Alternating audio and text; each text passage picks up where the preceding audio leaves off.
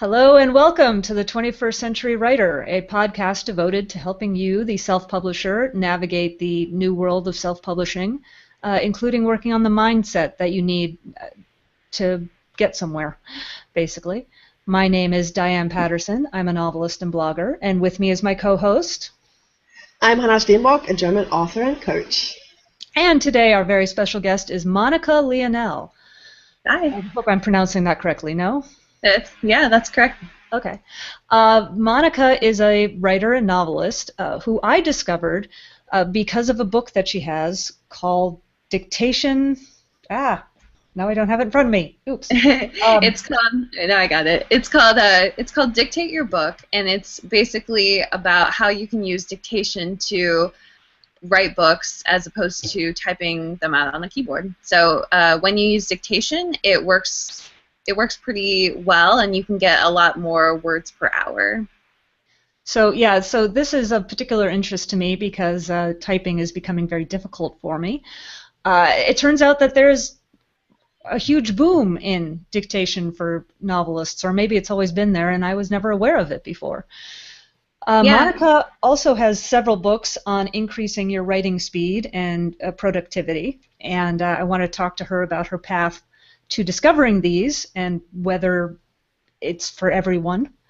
But first, hello, Monica. Hi. Hi, Monica. So can you say a little bit about your journey, particularly with self-publishing? Sure. Yeah, so I started self-publishing in 2009 before it was cool to self-publish. And I had a nonfiction book called, I won't even tell you guys the name because I don't want you to look it up, but it was so poorly done.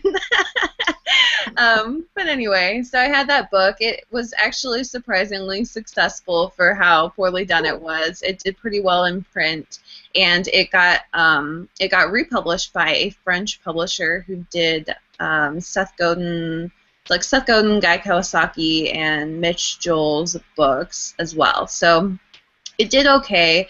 I also got several jobs out of it, so it just helped me get my name out there and served as a business card, which was the primary way that people were using self-publishing at the time.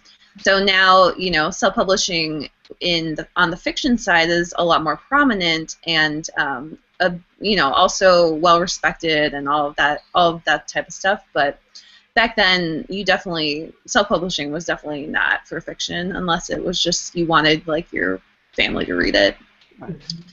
So since then, I was working for a long time while I was also on my self-publishing journey.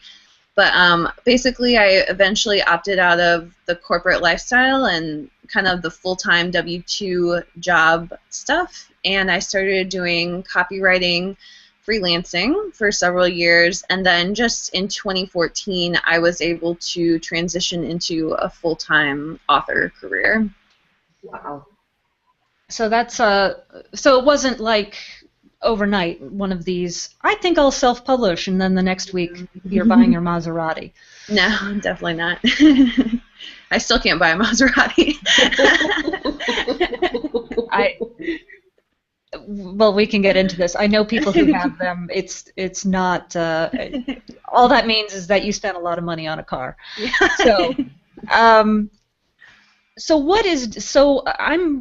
I'm going to assume that things have changed since 2009, both in the industry and for yourself. Yes, definitely. What was your writing like in 2009?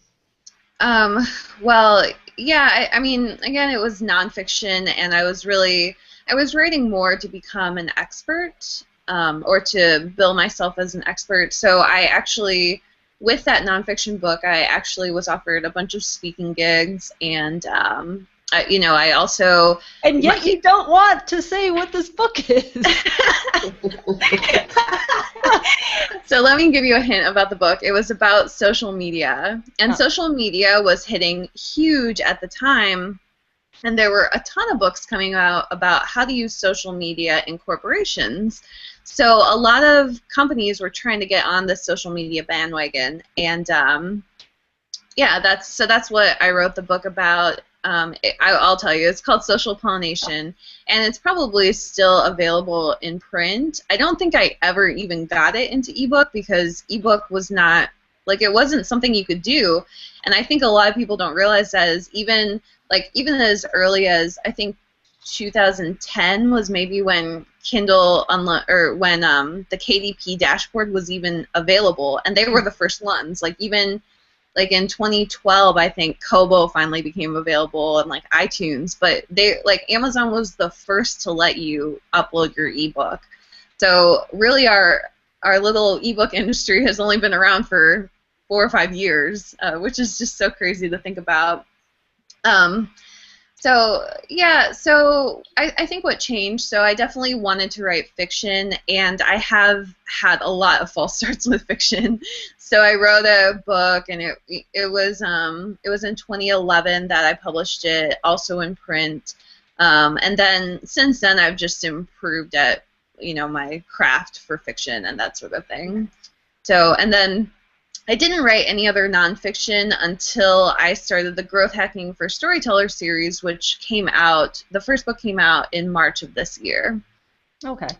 So how did that series start? You were trying these things for yourself and then wrote about them on your blog? Is this? Yeah. So basically what happened, so again, I was doing freelancing for several years, and in the freelance world, basically the copywriters and other writers that I was working with, they knew that you had to write fast in order to make money.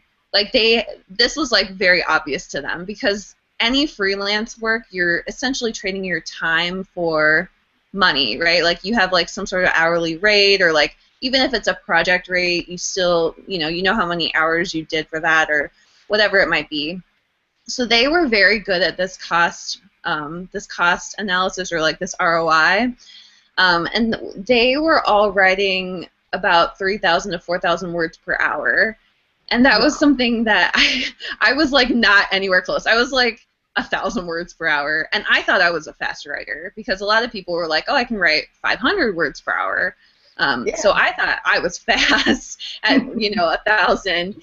But after talking to them, I realized that I was just not fast at all, and I started seeing that as I freelance as well, just that it was, I couldn't quite make enough money because I wasn't able to write very fast, and you just can't charge enough to make it. So what I did is I embarked on like this 2-month journey, essentially, to learn how to write significantly faster. And I tracked my word counts, and I tracked every little thing that I did for about 2 months.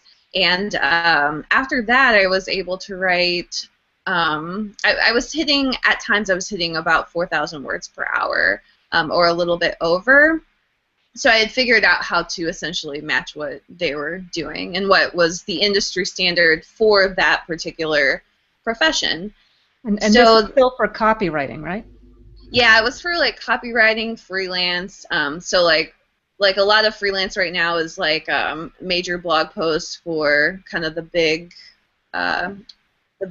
blogs, or it's like corporate blogs. So like a lot of corporations will pay you to blog, that sort of thing. I mean, seriously, is it possible to write 4,000 words for a blog and have content that people actually enjoy reading?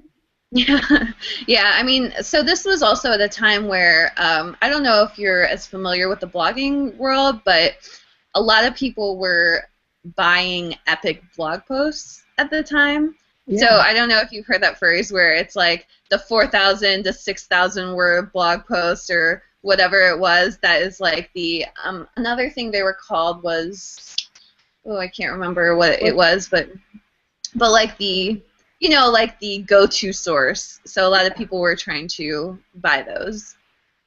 I mean, Chris Rush is still writing that kind of size of a blog post, but that's full research. Oh, yeah. Yeah, absolutely. So, I mean, they were buying them for like $200 to $500. So, but you would still, so yes, you still have to do all the research, and that, of course, takes time. But then actually writing the post, if you're doing that at like 500 words per hour, yeah, it's not gonna. you know. So when you found that you increased your speed, and I assume that it wasn't like overnight, the thing that I have always wondered when hearing about it is I can write for 8 hours and write 500 words an hour, or I can write for 1 hour and write 4,000 words. I'm still as exhausted at the end of it, and no more writing's going to happen. Yeah. Have you found as you increased your speed that in fact you could increase the words per day anyhow? Yeah, I mean, so what it was is, so yes, you could probably write 500 words per hour for 8 hours, but nobody actually does that, is what I found, or like very few people. So I don't know if you guys do that, but very few people actually do that because most people can't do like a ton of focused work for more than about 2 hours a day. So I think that's true in a corporation as well, or if you have a full-time job.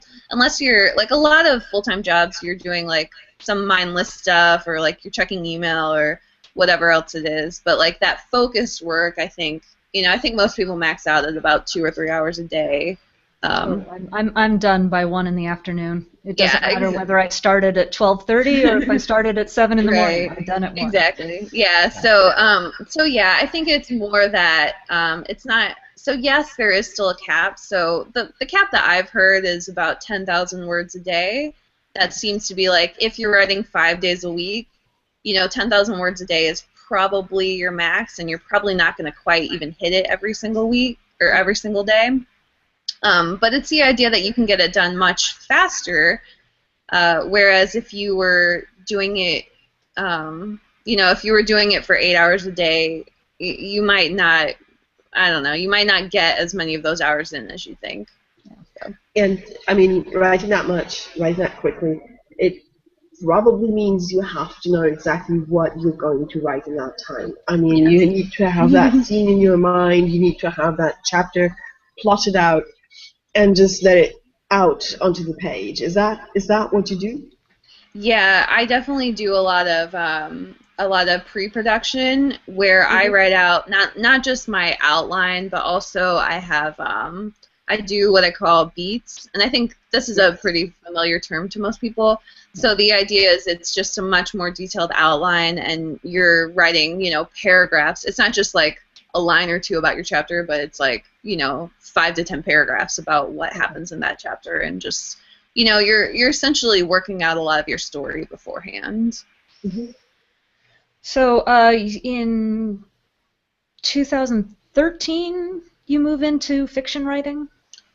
Yeah, so I had been doing fiction writing, but I hadn't seen much success with it. So it wasn't until about 2014, and unfortunately, it's all my success is mostly under a pen name that I don't talk about because it's a romance pen name, so I don't know. I don't totally associate myself with that, but yeah. So what happened is I was writing novellas in a series, and I was able to do the first 4, 1 month after the other. So they kind of came out quickly, and because of that, I was gaining traction from it. So I was able to hit a certain income level per month, and then kind of maintain and grow that going forward. So, and then the other thing is that I had done enough freelance where I had built up a bit of a savings, and I was able to kind of hold myself over until I made a full-time income. Okay, so you're writing fiction, and you're using what you've learned in copywriting to writing fiction. Yeah. What happened then? You wanted to increase how much you were publishing? You wanted to make the process easier on yourself? What were you investigating at this point? Well, so I think for writing faster, yeah, I definitely think it is about production, because the reality is that if you can produce great work faster, you're going to do better in indie publishing. It's just kind of the reality, especially when you're starting out. I do think when you have, your your product catalog when it's kind of built up a bit more, I do think that you're able to pull back a bit and take more time or like write a series that isn't necessarily going to make you a ton of money. You're able to do those types of things. But I think when you're just starting out, if you're trying to hit, if you want to hit a financial goal in like 2 or 3 years, the best way to do it is to produce a lot of content.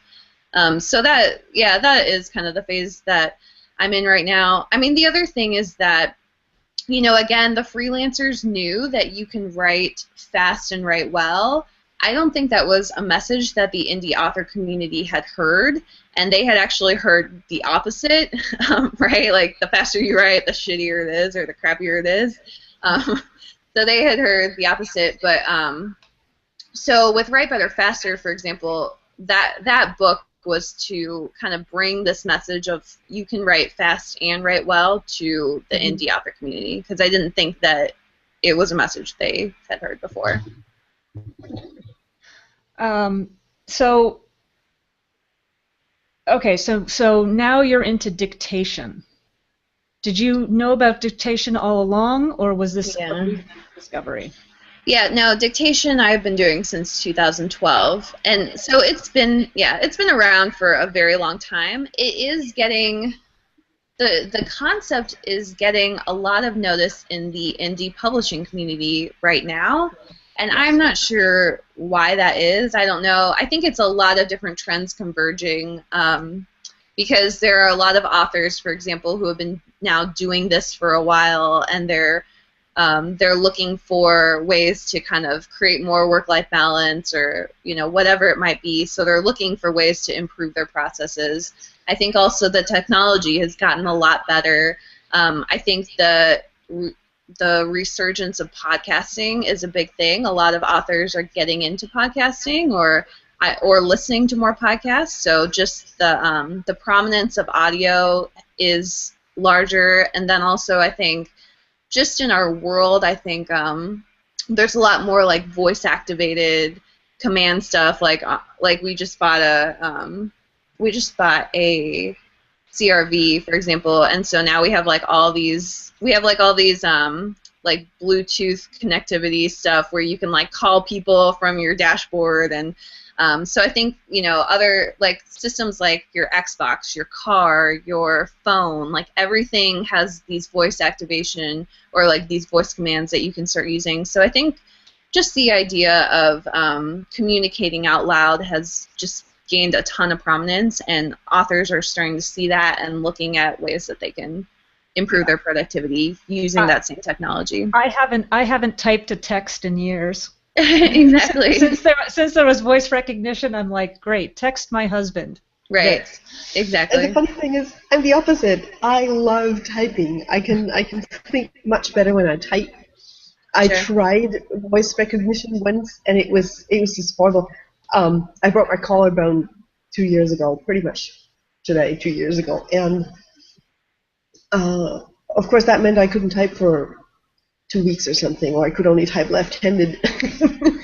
And it was such a pain that I thought, hey, I should use dictation. I didn't get Dragon. I tried something else, and it was just such a horrible failure. Even Dragon has horrible problems with accent. So I believe it's getting better, and that's the new frontier in voice recognition for everybody who's doing it. But accent makes a big difference. Yeah, I tried the Microsoft recognition software. It was just, I mean, they have this nice little training, training session, and you speak the words, and it's all going nicely and well, and it recognizes everything. And then I tried to dictate a text. It came out so horribly. I was faster typing one-handed. Yeah, I thought. I definitely found that too with Dragon. And I did I have gotten frustrated a number of times because it seems to be going pretty well, and then I read it over and I'm like, that wasn't even close. How do you get past that bump in the road, or is that just a part of training? Yeah, I mean, I think the one thing that people do is say, so, I mean, dictation is a skill that you have to learn. That's the bottom line. Similar to how you had to learn to type. So I think a lot of people think, well, you know, it's voice recognition. I already know how to speak, so like I should be good at this already. But it's definitely it's definitely something that you have to do a lot of practice with. You have to train your dragon for, you know, I always recommend at least 10 hours of training your dragon, which for a lot of people that's quite a bit. The other thing is I always recommend don't start with fiction, because dictating fiction is a challenge. It's hard. It's not easy to do. There are a lot of, you know, little things that you have to learn. So definitely start with like texts, emails, you know, that sort of thing, and work your way up. So and then the other, you know, I think again, when you learn to type on a keyboard, it is really difficult at first. It's like difficult, it's frustrating. It's much easier to like peck, like do the 1 finger or 2 finger peck, right? But once you learn all the skill sets for it, you can actually go much faster with the the typical 4 finger version, or when you're using your whole hand. So so with dictation it's the same. Would you do me a favor and just, you know, speak a few sentences as if you were dictating them? Okay. So, comma. Well, I don't know. I don't really have anything to say. But So that would be really challenging. I could read. Here's something. what I do. Open quote. Hannah, comma. Yeah. I meant to get back to you about that large shipment of magical drugs, full stop, close quote. I walked over and took out a knife. New line. Open quote. Well, comma, we should really discuss that further, full stop, close quote. Hannah took out her extremely large magical sword, full stop, new line. Yeah. It is awkward. It is very strange. I noticed, and maybe this is something that you adapt to, my writing was completely different trying to do dictation if I wasn't looking at the screen. Mm-hmm. If I could see the words appear, then it would be not exactly like typing, but closer. If I just talked and didn't look at the screen, I forgot verbs. I forgot punctuation. And again, I assume that this is a skill. It was very frustrating to look at what I had dictated and go, what? Is that English? I don't even know. Yeah, no, I definitely hear that a lot. I think for a lot of people, when you're typing, a lot of us are not separating the writing and editing processes. So that is a big thing that if you want to do dictation as your primary source, that will have to change, and that does change your writing process for most people. So what it is that when you're dictating, you really can't do any editing as you go. Whereas when you're typing, you might find yourself, you know, deleting, changing words, that sort of thing as you're typing. Another thing is that as you're typing, you have more time to even think about your sentence while you type, or you can like pause and think about a word or whatever it might be. Dragon is very different, or actually all dictation software is very different. We think in words, while any dictation software thinks in phrases. So that's a huge, huge difference. So that's why for a lot of people, when you're trying to dictate and you are going, you're going word by word of your sentence, it doesn't translate it correctly because it thinks in the phrases. So it would be like, Monica went to the store, comma, and then she bought a carton of milk, period.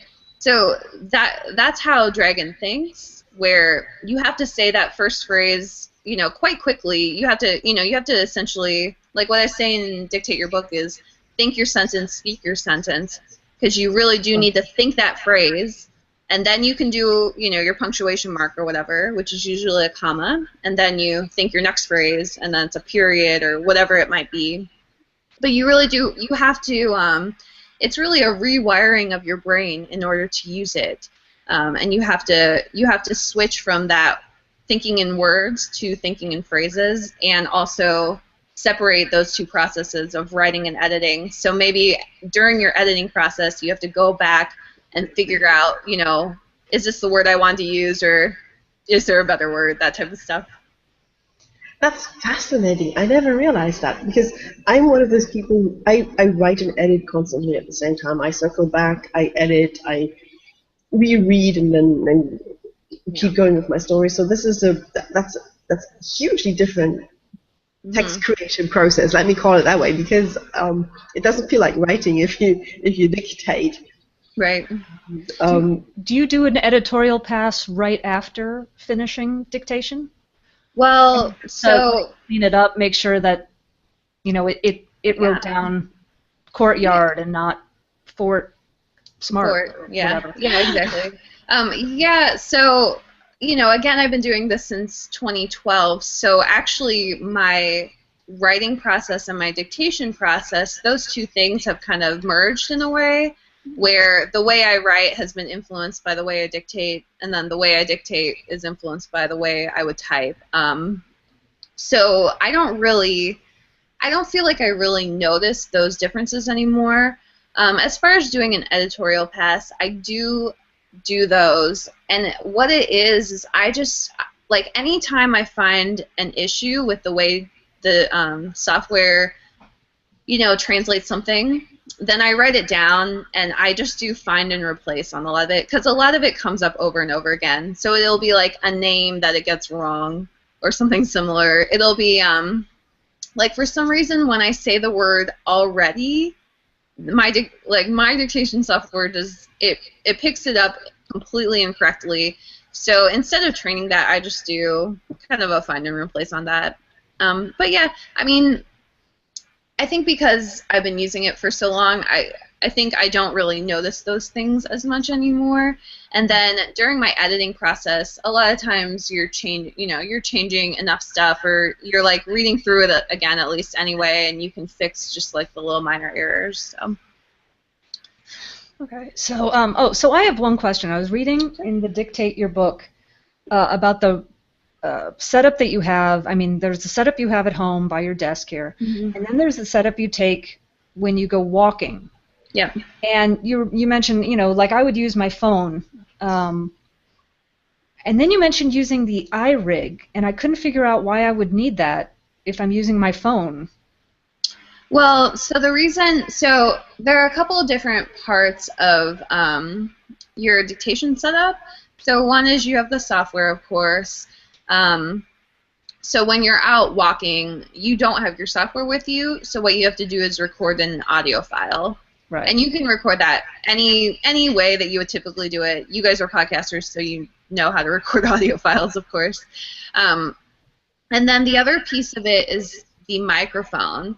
So now if you're using your phone, you probably are just talking into your microphone on your phone, I'm assuming. Right. So then you don't need any attachments. So the way I do mine is that I have yeah, exactly. So your attachment is just, it plugs in. Right. So when I do my microphone, I have like a full, like a podcaster's mic with me. And that's, so in order to connect that, there's a couple, there's like cords, there's okay, so that's the XLR, exactly. It's an XLR connection. So the iRig, it lets you connect that. Okay. So you take out a really high quality microphone when walking around. This is not just looking like you're on your phone. No, yeah, I do take my microphone out, and the reason why is because I found with dictation software, and I've heard other people say they've had different experiences, but I found with dictation software that if you have a higher quality mic, then your translation just ends up being better, or like your output ends up being better. Right. So I've always used, the one I have is the AT2020 by Audio-Technica, which is a very popular podcasting mic. Right. I have heard, so I have not done this, but I'm going to do this shortly. I've heard that there are a number of Bluetooth microphones that are getting, fantastic results with like Dragon. I think the new Dragon dictation software is Dragon for Mac 5.0, and then Naturally Speaking, I think it's Naturally Speaking 13 is the newest 13 one. and 14. Yeah. So a number of people have been giving me Bluetooth headset recommendations, which I want to switch to for obvious reasons, because you do look like a headset, but not the mic, right? Because I have had nothing but problems with Bluetooth mics. Oh no, it is a mic as well. Yeah. Oh really? Okay. Yeah. So, but I mean, they are probably like a couple $100. So I don't know. I'm assuming that that technology has improved as well due to phones. So I'm assuming that's why. So yeah, I want to get one of those. But I definitely feel very self-conscious carrying a full-on microphone outside. So that's why I want to switch. I'll include a link to this in the show notes too. But Marco Arment, who's a Mac and iOS developer, who's very well known, did a huge roundup of podcasting microphones on his blog. Yeah. For many different price levels, and in fact, the one that he does not think that much of, the Heil PR40, the one that I have. Thank you very much, Marco. Yeah. Okay, so let's talk about. Well, let me ask first, Hannah. Do you have any questions? I always have the mindset question, but that can wait. So I love you've increased your productivity. You've increased your output. What kind of mindset did you need to get into that, I guess, to really tackle it? Because I'll admit that a lot of this stuff really overwhelms me. Mm-hmm. But also, where are you now with your career, now that clearly actually creating stuff isn't the roadblock? There are enough hours in the day, more or less. Right.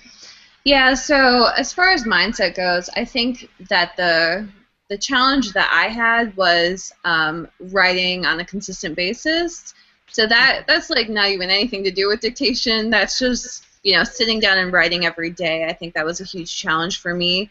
And the way I got past it was I just started, I dedicated again 2 months to it. And I wrote a journal almost every single day during those 2 months, which if you get Write Better Faster, which is kind of the first book in the Growth Hacking for Storytellers series, that all those journal entries are in there, so you can actually see how my mindset changes over the course of those 2 months. And some people like the journal, some people think the journal is self-aggrandizing, but I just keep it in there because some people have said it really helps them. So, it's just an appendix at the back of the book. Somebody's got to aggrandize you. Yeah. So at the end of the 2 months, you were ready to write every day or create text every day. Yeah. I really got past my blocks because what I found was that I just had a bunch of blocks against it. Like, I thought, I don't have time. I also felt like, if I can't sit down and do an hour, then why even bother? And so many authors feel that way, right? But so many authors cannot sit down and do an hour. Like, how many of us can really, unless you're full-time, like, how many of us can really sit down and do an hour of writing every day? That's, like, it's a lot. It's a lot for most people. So all of those things were blocks. I also felt like there were just a bunch of other things. Like I struggled to make it a habit. Like one thing I felt like I had to have the perfect desk setup, and I got past that very quickly because I was like, there is no perfect desk setup. Like no desk setup like made me feel comfortable at all times, and I realized that having different options was better for me at least. Another thing is I felt like, okay, well, I've learned how to do this dictation thing, so now I have to dictate every single time. And I always got to be trying to achieve like the highest word count possible. And now I'm like, screw that. Like, if I want to type, I'm going to type. If I want to dictate, I'm going to dictate. it's like I like having all these different options. If I want to dictate outside, I'm going to do that. If I just want to, cuddle up on the couch and dictate, then I'm going to do that too. So that was another big one. Just a number of things. I couldn't even name them all. There were like dozens of them, really. It sounds a lot like giving yourself permission to do what feels good. Yeah. And do away with all these rules. I mean, we've heard all these rules about put out your clues to put you into the writing mindset. I mean, I've seen people who actually put on a hat. I mean, seriously, I've seen that in another one. Really put on a hat to literally put themselves into the writing mindset, put on the writing hat. Oh, man. So I thought that is really, I mean, it's freeing to say goodbye to that kind of rule and just do whatever fits the time, the opportunity to write, and where you are at that point. Yeah. So yeah, I love it. See, I'm a mindset coach, so I'm really quite fascinated by that. Just take the opportunity, have this mindset of, yes, I'm a writer, and I can write anywhere, everywhere, whenever I get the chance. Yep. Exactly. Yeah, so in one of my other books, which is called The 8-Minute Writing Habit, I talk about that a lot with the mobile. So I tell people, take your writing on the road. So if you have a commute, for example, or if you're standing in a line, just open up your email on your phone or whatever it is and get like a paragraph in. And it adds up like huge throughout the day. And that was, I know there are a number of people who feel like I just don't have any time at all, or like their lives are like truly packed. It's not like, because I think the common response to that is like, well, stop making excuses. And that's a really terrible thing to say to somebody. It is. Like, most people are not making excuses. They are, like, their lives are packed. They have full-time jobs, kids, hour-long commutes. Like, they are in true pain. And I think that, having that freedom is actually just really valuable. Yes. Yeah, I think we should not judge anyone and tell anyone they're just using excuses. I mean, I know this mindset of, I don't even want to sit down if it's just half an hour, but that is it's just another block. It's just another mindset, a limiting thought or a limiting belief. Like, I can't produce anything valuable if I don't have at least an hour. Right. But that is simply something to overcome and to be able to enter your story quickly.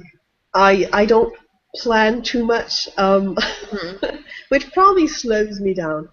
But I have a commute. I walk to work. I walk 20 minutes. Yeah. And I use that time very often to think through the next scene, set it up in my mind.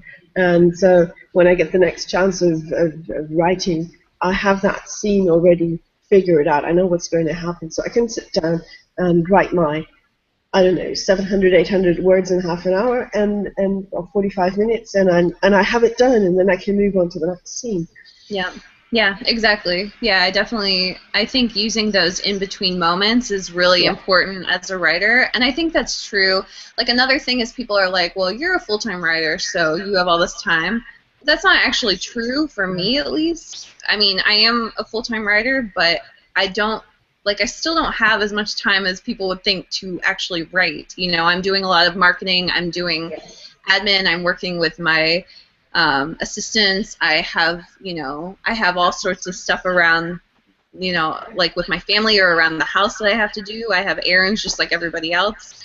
And I think, I think that's another block people have to get past is like how, like, even if you were a full-time writer, you're still going to have all these obstacles. So you've got to figure out like how within and even if you don't have the obstacles, writers can waste time. Like,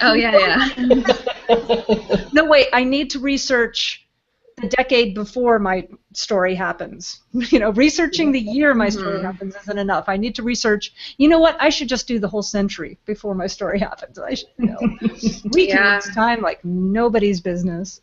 Yeah.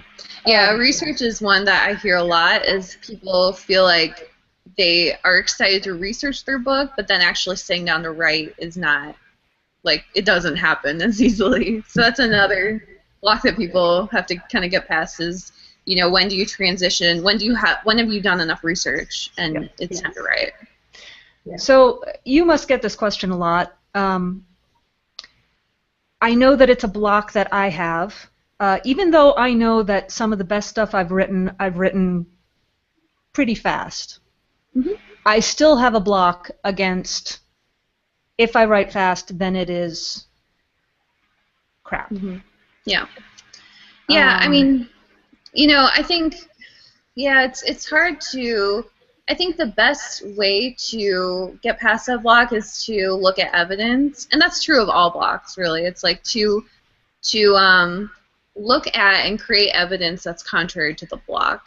Like, that's the way that I am always able to get past something. So, you know, one thing you just said is that when you write fast, you know, what you produce is a lot better, or is that essentially? Sometimes. It's sometimes better. I've also had it that I write really fast, and then I have to go back and start reworking it from the beginning because stuff that showed up later on affects the beginning. So sure. But that even happens if you write slowly, so that's slowly real.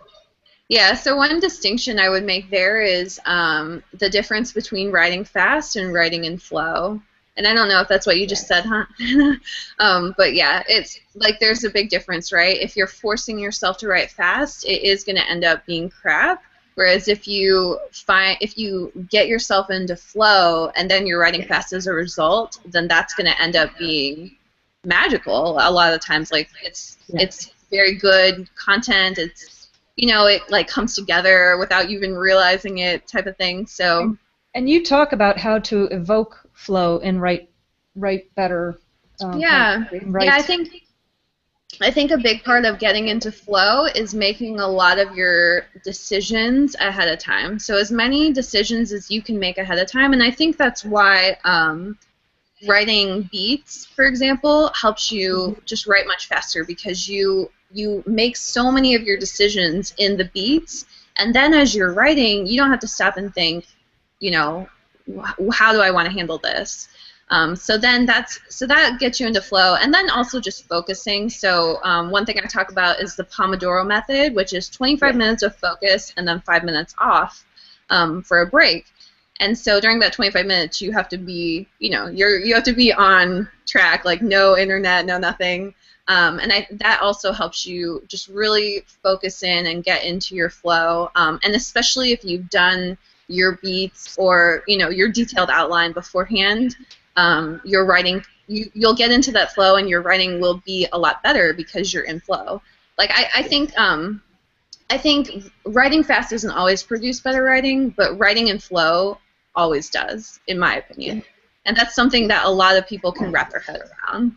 It's funny how many writers eventually come to advise other writers to plan stuff out ahead of time. Yeah. It makes such a difference overall. It doesn't always help me. As I mentioned before, I did a huge outline for my current novel, and then I sat down to begin writing, and it felt pretty good. And then I said, you know, these first 3 scenes could all be one scene, and I went, oh no, oh no. Yeah. Yeah, I actually I often have the experience that I set up a scene, like a fight scene or something. I know who's involved, but then I get into the flow, and the actual scene develops through the writing. I mean, I know point A, I know something happens, and here's point B where a fixed point in time is happening, and how to get from A to B happens in flow. I can't always plan that before I write. Mm-hmm. And I've learned to really trust my writing brain, my storytelling brain, and just allow this flow. And it's a conscious decision to allow this trust. Yeah, I love that flow to happen. And I think again we're back in the mindset of permitting yourself to let go of the rules other writers tell you and all these writing books tell you, and develop your own method and your own process and improve on it. Yeah. Yeah, So, no, I so totally how do you agree. plan out what you're going to do in the future when you have this high productivity, when you have, many irons in the fire? Yeah. Do you do a business plan for the coming year? Do you have a Yeah. big chart on the wall? Yeah, so I don't have the chart on the wall, but I do have my writing schedule till the end of the year, which I planned out in like towards the beginning of the year. So I'm on track for that. So I have 9 books published as of today, I guess, and then I have another set of like I think another 8 that are coming out by the end of the year. Um, yeah, that was for this year. I was trying to hit. So last year I hit 8 books and 1 short story. And these aren't. I want to be clear that these are not all full-length novels. Some of them are novellas, and so we're talking titles. And then some of them Okay. are nonfiction that might be like Dictate Your Book, for example, is Right. like 60 pages or something. It's a short one. So I want to be clear that that's it's not full-length novels. But yeah, I had 8 books and 1 short story last year. So this year I wanted to double that to like 17, basically. So that's what I planned out, and yeah, I'm on target to hit it. I have not planned out my next year yet, but I hope to do that once I get all this next round of books out. But yeah, I mean, I think you do have to plan about a year in advance if you can, but that also takes you have to know your production numbers in order to do that. And that's why I'm able to do it, is because I know how long it takes me to produce a book. And I know I can map out a project very easily, and I know how many hours it takes. I know what my benchmarks are. Like, I know all of those things, and that just comes from testing, practicing, learning. It comes from doing, where you've figured out your own process. And, of course, with your process, you can incorporate other people's ideas into that, but you do have to figure out your own process. I think as a writer, sometimes writers, they want to take someone else's process and copy it, and you can do that to an extent, but you gotta do the work to learn your own process for doing something. And do you? Well, I mean, there's this method of releasing, a book once it's done. So it's like every 2 months or every 3 months, whenever it gets done, whenever or or there's the idea of sort of collecting a number of books and then publishing them in a bunch, like Yeah. one every 2 weeks or something. Which simply means the production stays the same, but the publishing dates are either condensed in one period or stretched out over a year. Sure. Which is more useful? Have you any experience with that? Yeah, I don't think either is more useful. It depends on what you want to do. One thing for Okay. me that I've discovered is that launching takes up a lot of my energy and like mind. So anytime I'm launching a book, I find that my writing routine slips. So what I've had to do in order to maintain that production is I will save up like 5 books, and they'll go out on the same day. And that way, yeah, so I might be working on stuff for like 6 months, but then it all comes out like on that one day, and it looks like pretty incredible on the outside, but it's really like, it's like 6 months worth of work. But that works best for me. So I only have between 4 to 6 release dates every year, and I'll have stuff from different series. So I have 3. I have the Growth Hacking for Storytellers series. I have I have my pen name, my romance pen name, and then I have stuff under Monica Leonelle, which is it's not quite ready yet, but fiction under that. So those 3 different properties, they'll each have like a couple releases. Typically in the same series too. Like I'll do like books 7, 8, and 9 on like the same day. So it's definitely not. It's not something I would recommend necessarily, but I think unless you have a team to do your marketing, I do think that for me at least, it helps to not have as many like launches or pushes that I'm doing every single. Like if I had to launch something every 2 weeks, I would never. Like I feel like I wouldn't ever write because that's like, it's a lot of work too. Yeah. You gotta, So like, readers email. buy the punch, and then they read through it, and then they just have to wait for the next big launch day. Yeah. Are you going to do a book on assistants?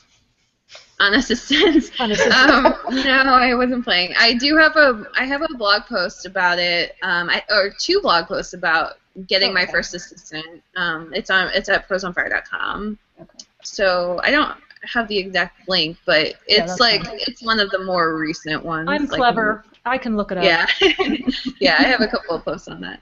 Because I haven't quite figured out the whole. I assume that your assistants are virtual, but maybe not. Mm-hmm. No, they are. Yeah. I haven't quite navigated the whole virtual assistant world yet. So. Yeah, there's a great book about it called Virtual Freedom. Virtual Freedom by Chris Drucker. Right? I'll put a link to that in the show notes too. Yeah, it's a fantastic book. I'm sure a lot of people have heard of it at this point, but definitely it helped shape my ideas about that. Okay. Well, great. Hannah, you want to ask your question? Yes. I mean, we did talk about mindset, but I always ask this question, what is your recommendation? What's the kind of mindset an author should cultivate to become a successful indie author, you know, in this new landscape of publishing? And I know it takes a lot of discipline, self-motivation, it takes a lot of dedication to become a full-time self-supporting author. What is your take on that? Well, for me, so one thing I would say about authors, and I was very guilty of this for a long time as well, is just like really spending money on the things you need. So a lot of people talk about this in terms of, you know, going pro or investing in yourself. But what I would call it is give yourself the gift of the support that you need. So like if you need a email service, like don't, you know, when you go cheap, you sometimes have to like put a bunch of stuff to get, you know, you have like 3 different systems to like work together to just accomplish this one thing, or it's like just give yourself the gift of like a little bit more support. So that's something that I try to do now. So for example, with an assistant, I really needed assistance, but I didn't feel like I had the resources, the money, the time to train. I didn't feel like I had any of that. But then I was like, no, like I need to give myself that because it's gonna make me feel better. It's gonna allow me to just grow my writing business, that sort of thing. So I think a lot of people, they view investments as like a cost, or like they don't have the money or whatever it is, and I get that. But giving yourself that, so like one thing I gave myself that really propelled me forward was that I got some mentors, and what I did was I went to a live in-person event with that these 3 guys were hosting, and you might know them. They're the self-publishing podcast. Oh yeah. So like a lot of people know Sean, Johnny, and Dave. But I went to one of their live events, and it was, you know, it cost some money, and it cost like a lot of time to get down there and everything. Like there were a lot of reasons that it would have been easy to say no. But I kind of gave myself that because I was like, I really need mentors. Like I don't know what I'm doing, and I really need somebody. Yeah, it's something just froze. Yeah. Oh no. Yeah, I would just say like find like the one thing that would just make you like sigh with relief, and just find a way to give it to yourself. That's a huge one. I have an example for that. I used to have an old scanner, and this old scanner did not work well with my new computer because my new computer had Windows 7, and there was no real driver for Windows 7, especially not 64-bit 7. So I ended up using my old laptop with the scanner and scanning to my laptop, and then transferring whatever I scanned through a USB stick to my computer. Well, that worked for about a year, and I got used to it, and I could do it quickly, and then my laptop started dying and started not to recognize the USB ports. And it took more and more time to get my scans, and I do weekly blogs, and I do little sketches for the blogs because of copyright reasons, whatever. So I needed the scanner, and it took, which is really silly because I was doing this convoluted process. I had a bad system for creating my pictures. And it took practically a breakdown of the laptop to convince me that it was a good idea to invest €80 for a new scanner and possibly an hour or two to get used to it and hook it up to my working desktop and, eliminate the whole system of laptop and scanner and USB stick. So, so I ditched an old time-consuming, stressful system and created a new one where I now just click a button, I get my scan gear, I scan what I want to have, I have it all set up.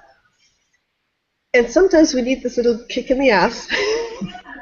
Yeah, it's like, and it probably didn't even like cost you that much or anything. Like I think for people, a lot of times, and especially for authors, the block is money.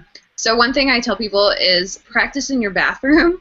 Because it's like, how many things are annoying you in your bathroom right now? Like you have you have like a razor that is dull or something, or you have like, you have like a dirty caddy, or just like any little thing. Like your toothbrush is like worn on the bristles, and it's like just practice replacing things there, and you'll start to see again, going back to evidence, you start to feel evidence that this is actually worth it to like upgrade things. Yeah. So like a toothbrush costs $5 or whatever, or maybe $7. I don't know how much it costs. I have an electric razor, or sorry, an electric toothbrush. But yeah, like just get another little head for it, and just like feel how much easier you breathe from that, and then you can work your way up to like larger things that would make you feel better. So, buy fewer better things. To make your life better. Yeah. Yep. Diane and I shared a coach, and she kept saying, plug the leaks. Look where your energy leaks are, and start plugging them, and you'll have more energy. And it's, it can be anything in the house. I have friends who replaced all the faucets. They had leaking faucets all over the house, and they decided, we're going to plug that. Literally plugging that leak. Plugging the leaks, And they did that, and they said it gave them such an energy rise just to feel they have beautiful faucets in the bathroom. I love your bathroom idea. Yeah.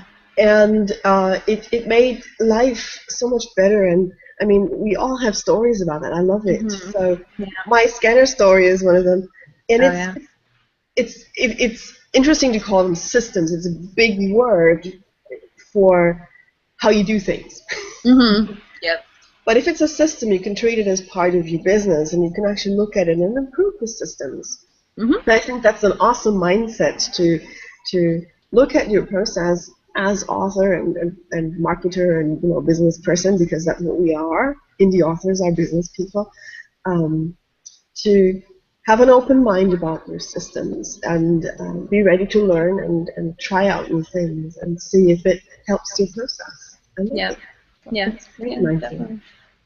Okay, well, we have reached the end of another episode of the 21st Century Writer Podcast. If you're enjoying it, please tell your friends or leave a review on iTunes. Our very special guest today has been Monica Leonelle, and I will have links to her works in the show notes. Thank you very much, Monica, for sharing this time with us. Yeah, thank you for having me. My name is Diane Patterson, and my co-host is Hannah Steenbach. And we'll talk to you next week. Bye. Bye. Bye. Okay.